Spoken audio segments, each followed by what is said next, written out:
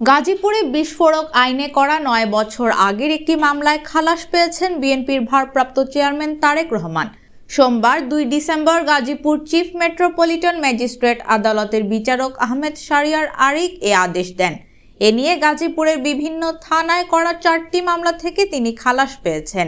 একই মামলায় তারেক রহমান ছাড়াও গাজীপুরের বিএনপি ও জামাতের ৬০ নেতাকর্মী খালাস পেয়েছেন।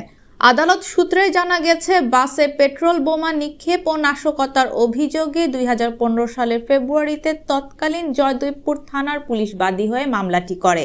আসামি পক্ষের আইনজীবী ডক্টর শহীদুজ্জামান মামলা থেকে খালাস পাওয়ার বিষয়টি নিশ্চিত করেছেন। গতকাল রোববার ২০০৪ সালের ২১ আগস্ট গ্রেনেড হামলার ঘটনায় হত্যা ও বিস্ফোরক দ্রব্য আইনের ২ মামলায় হাইকোর্টের রায়ে খালাস পেয়েছেন বিএনপির ভারপ্রাপ্ত চেয়ারম্যান তারেক রহমান। তবে এখনো ৪টি মামলায় সাজাপ্রাপ্ত রয়েছেন তিনি।